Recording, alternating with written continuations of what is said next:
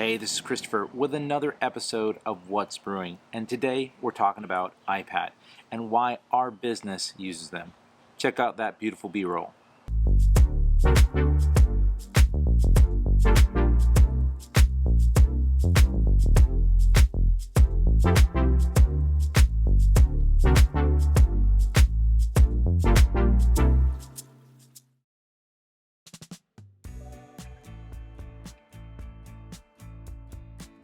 So, the iPad, definitely not a new product. I remember when the iPad was released, I went to Best Buy in Lafayette, stood in line. Funny story, so we get in line, a couple of my peers at the business I was working for at the time were waiting there as well. We were super pumped about it. We'd saw Steve Jobs announce it and just couldn't wait to get our hands on it. And so we're sitting in line, we get through the door. Now there's probably about 30-40 folks. I was pretty sure that they weren't going to have a huge stock. So typical sales folks, they direct them over to the accessories because of course, you know, they want to show them all the little doodads they can get to make their, iPad just more usable or whatnot. Well, we knew where the Apple section was in the store, so we made our way straight there and said, hey, this is the model we want. We ended up buying bigger capacity drives because we assumed that, like most folks, they're going to start off with a base model and then work their way up. So we figured that there would be less stock of the base model and more of the larger model or capacity drive models that would be readily available that folks may not purchase on day one. Right? So we get our product, and it's funny, literally people like 20-30 folks who are in front of us are just now realizing the actual iPad are not in the accessory section but somewhere else, and we've got our iPad, the box in hand. We're being escorted to the checkout line, and we ended up being one of the first folks to be able to get our iPad. I will never forget that experience.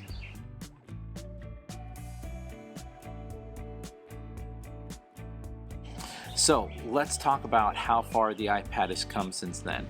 I've got here my tech specs. So I'm going to read from my computer here. So if we're looking at the iPad Pro 11-inch, the current generation model, these start at 128 gigs, which at the time, having an iPad day one back in the day, it was just unheard of. Now you can have up to 2 terabytes on an iPad, and I actually have a 1 terabyte model here. On the 12.9 inch, you've got all the way up to 2 terabytes as well.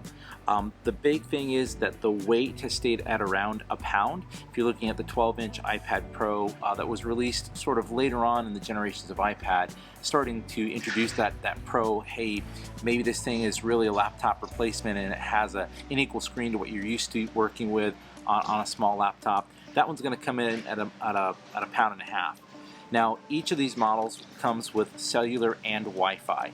Cellular models have the ability to add either a SIM card or an eSIM, and Wi-Fi models, of course, as it would sound, Wi-Fi only. Now, here's the big thing for me that really gets it. It's the new Apple M1 chip. Apple introduced this last year, the winter of 2020, where their own custom Apple Silicon for desktops. Now, we've been using Apple Silicon or their own custom silicon chips in all the iOS, from iPod Touch, iPhone, iPad, and Apple TV. It was just brought to the Mac because the power of that processor has now gotten to the point where Apple feels comfortable putting it in a desktop. I haven't done my review yet of the M1. I've got a lot to say about it, so that video is coming soon. Don't quote me on that, but probably when I get a chance to think through it, you'll get it out there. But anyway, the iPad Pro has an Apple M1 chip, which is now a desktop class processor with 8 cores for CPU. So you've got 8 cores in an iPad, and an 8-core GPU, which is a graphical processing unit, which is for like video and being able to display content and edit content and modify content that is video based. 8 gigs of RAM in an iPad, right? And that, of course, is only going to be for those up to 512. But if you're looking at anything above 512, which this is a 1 terabyte model, you have 16 gigs of RAM for the models that have 1 terabyte and 2 terabyte.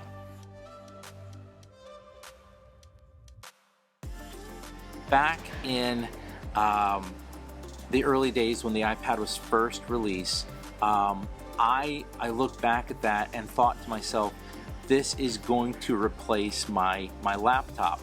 Now, I wouldn't say on day one it did that, but it did replace a lot of the tasks that were maybe greater than what an iPhone, I think, fit well for, but maybe a little less than what a computer needed to be purchased for. And even then, the iPad met the needs of so many folks who are looking for something that was a larger screen, but not necessarily as bulky and as power hungry as a laptop. Having said that, Apple has incredible all-day battery life with their portables. They are fantastic. With the Apple M1 chip, we see that speed and power and performance just really leapfrog what previous models did. So, I mean, they do a good job there, but, you know, to legitimately have an iPad run all day long without having to wonder, do I need to plug this thing into a wall outlet to get, you know, really through the end of the day?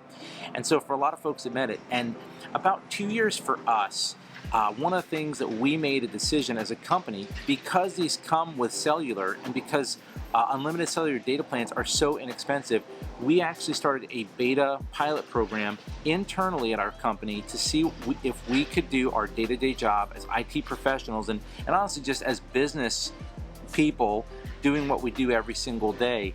And we found that yes, absolutely. Daniel Allen, one of our staff members, one of our consultants, was assigned to the project, and he put the iPad through its paces, from taking notes to submitting tickets to using Teams and doing video calls with Microsoft Teams and Slack and Zoom and WebEx. And we really just put it through its paces, and we found out that these devices were more than capable of handling the task.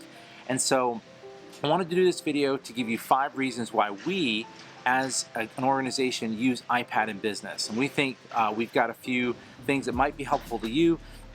We run our day-to-day on it, and so we're a business that runs our business on Apple products. We of course love Microsoft and do use Microsoft products in our day-to-day as well, but for the most part we are iOS, macOS driven. So let me give you 5 reasons why I think you can use iPad in business.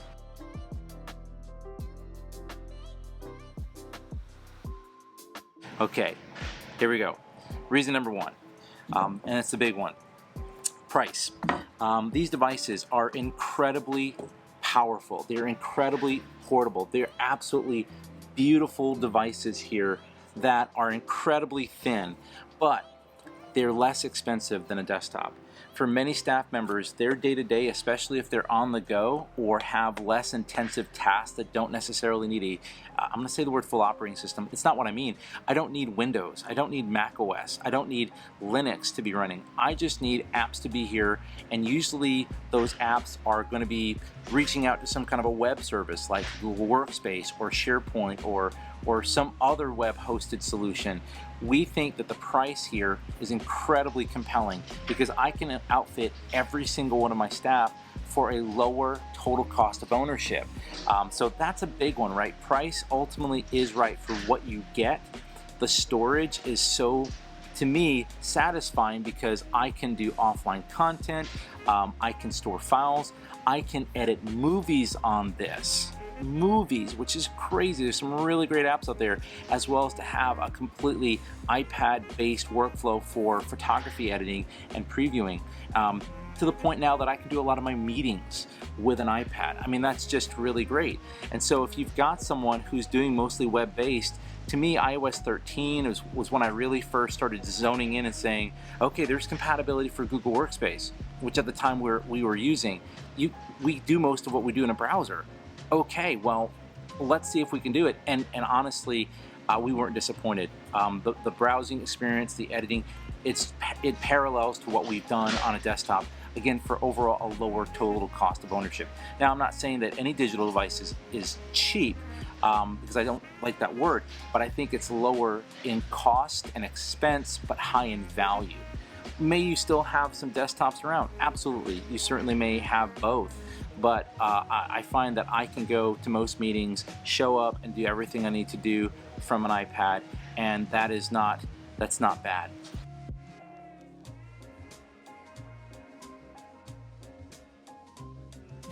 Second thing, right? So if the first one is price, the second one is power.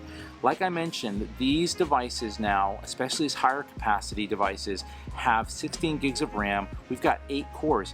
I mean, up until recently, and I'm saying in the last 5 years, desktop computers, the lower end base models, would have only had 2 to 4 cores, and getting into that 8 core would have been something you'd have to have spent more money on for a higher end model. You get that out of the gate with an iPad. So to me, the power is here. I've never felt like I've been sluggish on an iPad. Now, I would say that the M1 is really leapfrogging what the iPad performance has ever been. So this is an iPad Pro. There's still, of course, the traditional iPad models and, of course, the iPad Air, which we had last year. But I've never felt like they've ever gotten so slow when you stay within that 3 to 5 year window. Now, if you've got a really, really old iPad, maybe that slows down a little bit, and that's to be expected with anything that is starting to get a little older. But I've always felt like their operating systems and their performance stay really, really good. And with the M1, I'm extremely pleased, and I feel like starting to do things like editing 4K footage on an iPad, I wouldn't have even thought about that. Now, you have to realize the idea of portables is not a new concept. Apple is certainly not the first to the game with iPad. You may not remember Apple's legacy with tablets, but they had something called the Newton. This was years ago, right? 20 years ago that product was released. And then after that, Microsoft, there was a lot of interest in a lot of different projects like Project Origami, where Microsoft experimented with these low-end processors, tablet-based solutions with Windows on them. And they were kind of all over the spectrum in terms of how they performed, but they were usually really sluggish because in order to have that decent battery life, you had to sacrifice power at a level, and that is the one thing that you don't have here.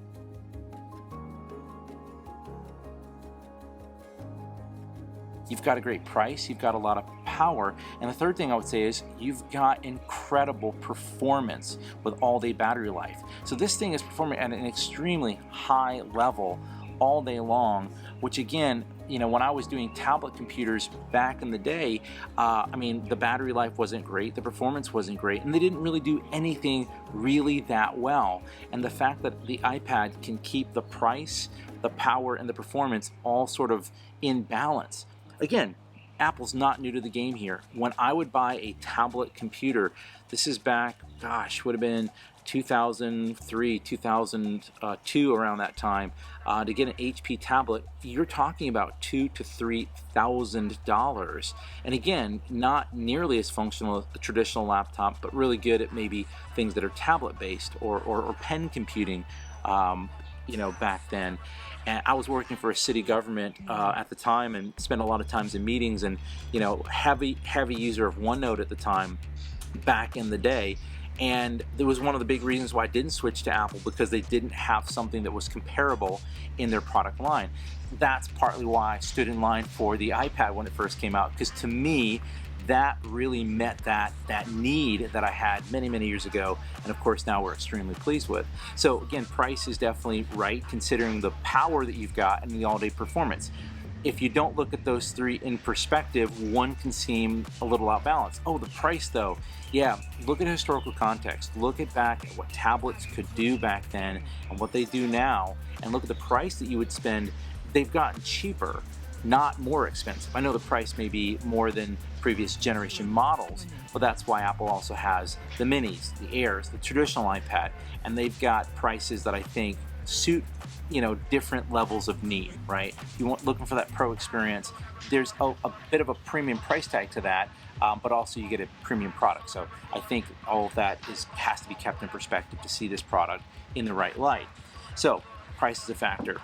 Obviously, power is a factor. It's got to go the distance. It's got to be able to compete with what my laptop could and should do, and it now does with a laptop processor in it. You're also looking at all-day battery life and that kind of performance.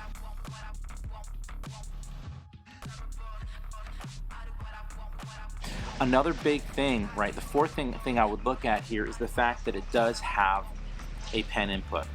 This was a really, I would say, a contentious topic for traditional Apple users because of the idea that if you've got a touch-based device, it was classically said that if you're using a pencil, you're designing it wrong. You've got an input device and it's right here. But as we've come to find out, that these kind of accessories can really open up the space because they have such a narrow, you know, field of focus and touch interface, whereas our finger's relatively broad in perspective and certainly fine for general tapping and typing, but for those creative or those fine-tuned adjustments like in any kind of image creation or note-taking, pressure sensitivity that's built into the hardware and the software helps to take better notes and better handwriting recognition. And so we've seen this become an accessory, and now in the second generation of the Apple Pencil, and of course several iOSs later and iPad OS now later, this has become a really compelling for those who love a pen input. Again, I think this is a game changer when you're doing anything with design or again, writing. One of the big attractions to me to a tablet PC was the ability to write my notes and for the software to then take my notes and to auto-generate, you know, either text-based characters or fix it and make my rather questionable handwriting look good, and it did that. And of course that works even better now with iPadOS 15, where we've got even more deep integration with the, I won't use the word stylus, but with the Apple Pencil, this input here that you can use. So to me, that's a huge one.